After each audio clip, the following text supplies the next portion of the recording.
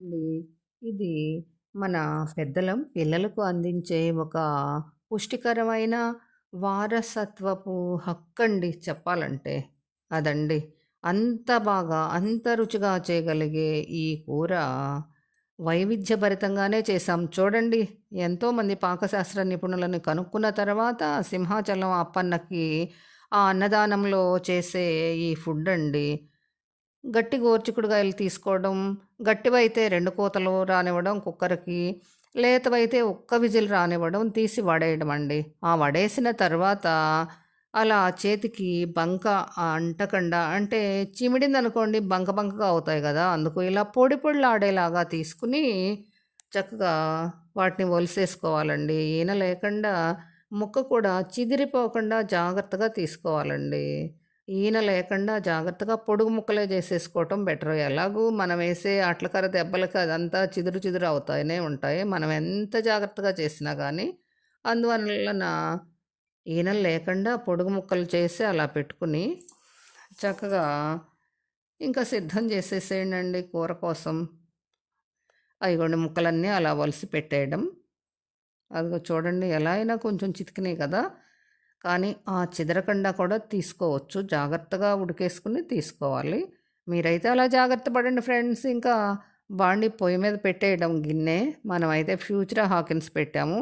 ఇంకా ఈ ఈ మిక్సీలో ఒక అన్ని ఎండుమిర్చి, కాస్త గట్టి కొబ్బరి ఒక అరచిప్ప ఎండు కొబ్బరి, మరి గసాలండి. ఇది వైద్య ప్రతిపాదికన చాలా మంచిదనమాట. ఇది ఆయుర్వేద శాస్త్రం ప్రకారం ఇదొక మంచి ఔషధమండి. దీన్ని మాత్రం ఖచ్చితంగా అమలుపరచవచ్చు. మీరు వండుకోవచ్చు. మీ పిల్లలకి గిఫ్ట్ అనమాట. ఇదొక పెద్ద గిఫ్ట్ వోచరండి. 2 రకాలుగా ఆయుర్వేద శాస్త్రంలో పనికొస్తది. దీనికి 2 గరిటెల ఆయిల్ వేయండి. తర్వాత ఈ పెద్ద ఉల్లిపాయలు అన్ని ముక్కలు వేసుకొని ఒక గుప్పెడు పట్టె గుప్పెడు ముక్కలు వేసి, దానిలోనే 4 పచ్చిమిర్చి రేకులు వేసేసి, ఇప్పుడు మంచి పింక్ కలర్ వచ్చేలాగా వేయించేసి, కొంచెం అల్లము, చిన్నుల్లిపాయలు కొంచెం వేసేసుకోవటం అనమాట. నూరిన ముద్ద కొంచెం వేయడం.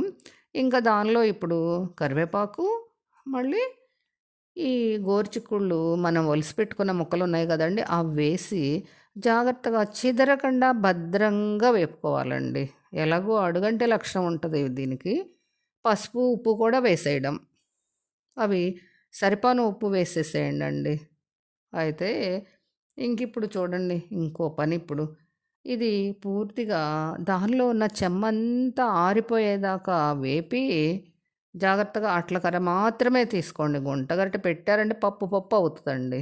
అందువలన అది చక్కగా వేగనిచ్చి, మరి ఇప్పుడు మనం ప్రిపేర్ చేసుకున్న ముద్దుంది గదా! గసాల కొబ్బరి ముద్ద. ఇదేనండి రక్త విరోచనకారి అనమాట. రక్త విరోచనాలు కానీయకుండా చేసేది. మళ్ళీ కొబ్బరి ఉందనుకోండి, పొట్టకి ఎంతో హాయినిచ్చిద్ది, నోటికి రుచినిస్తదనమాట. ఈ గోరుచిక్కుడుకాయలేమో మోకాళ్ళలో గుజ్జు పట్టటం అవన్నీ చేస్తాయి కదా! అంత ఆరోగ్య సంపదండి ఇది.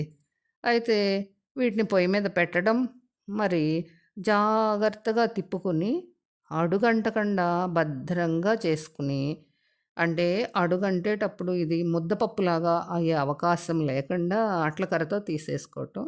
ఇలా మూత పెట్టడం, తీయడం, మూత పెట్టడం, తీయడం. అట్లా 2, 3 సార్లు చేసేసి ఇంకా